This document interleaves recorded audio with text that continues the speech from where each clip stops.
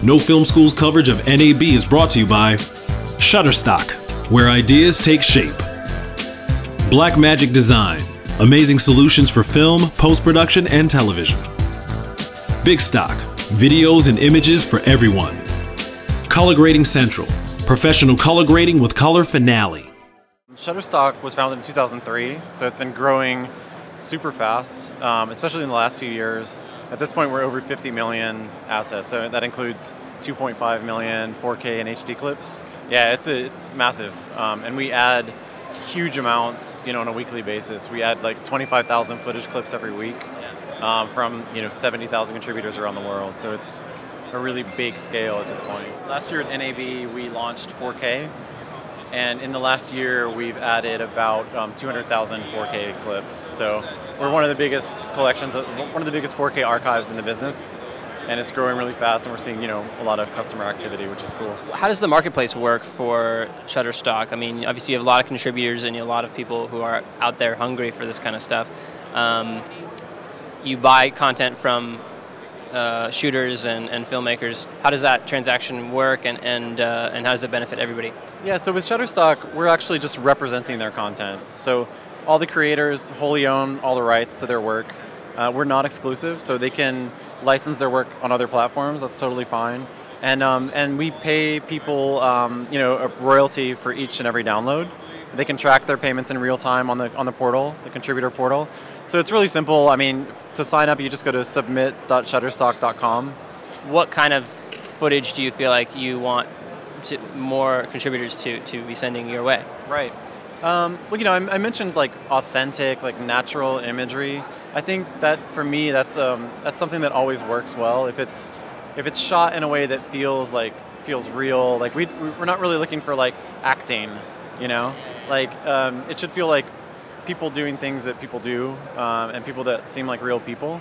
And it's easy to get started. I mean, we have a lot of people that work with us who are filmmakers that have B-roll, that they shot an indie film and they were somewhere cool that looked great, and they have all this like extra content, and we license that, and it's good passive income.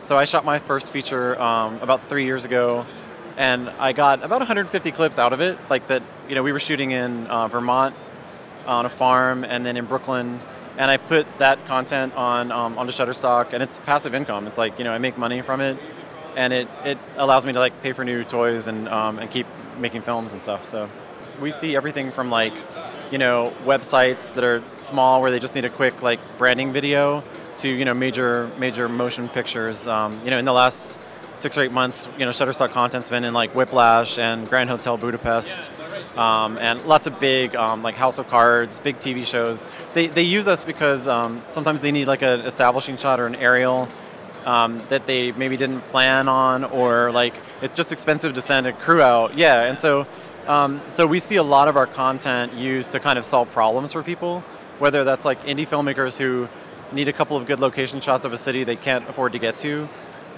or bigger corporate productions where they want to increase the value of the production.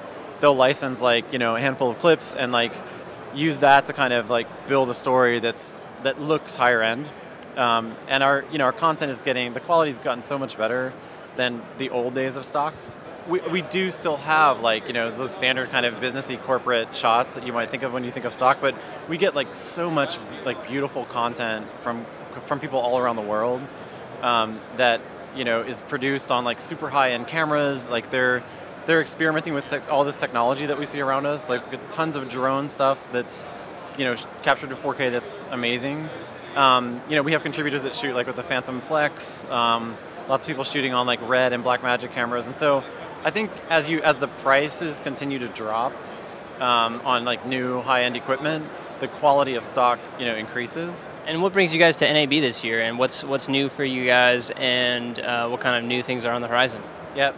So a couple of big things have happened for Shutterstock in the last few months. We acquired a company called Premium Beat. They're a Montreal-based music collection. So Shutterstock Music launched. Yeah, it's a great, super high-end, well-curated production music collection. And we also acquired a company in the UK called Rex Features. They're an editorial archive. So we're really trying to spread like the collection of media that we offer as much as possible. What I've noticed is that people are starting to future-proof their work by capturing and like finishing in 4K. That wasn't as much the case. I think at this point, like clients are starting to figure out that, you know, if you're producing a commercial, it needs to have as long a life as possible. And so people are starting to capture and produce and finish in 4K and license stock in 4K because they know, like, you know, in a few years it needs to be, that commercial needs to be in shape for the new wave of monitors. One of the main things for me is, you know, we have over 70,000 contributors. A lot of them are folks that have started on like DSLRs, and they're trying to figure out like how to make the leap to like higher end, you know, digital cinema cameras like, you know, the Canon C300 or like Blackmagic's or Red cameras. And I think, you know, one of the things that I really like to do is kind of demystify the technology and try to get people to just like, you know, rent a Red Epic for a weekend and try to just acclimate yourself to working with it. I think people, they think they have to do everything at once. So they think like, oh God, I have to have a jib, and I have to figure out like automated sliders, and I have to like, and there's so many like peripherals, there's so many things you can do that I think, you know, for me it's like start simply, you know, step your game up by like, you know, renting a better piece of equipment for the weekend and figure it out, and then just do it one step at a time. And so that's one of the things I like to do is just tell people that it's okay to like get your feet wet and jump in without knowing everything. I think technology is getting friendlier. Like Blackmagic for me, like their interfaces are like very simple. The nice thing about that is that it's definitely a door opener. It's like, you know, you can grab one of their machines and start working with it pretty quickly. And you know, that's great. I think that's cool for people shooting higher end, like higher quality stuff.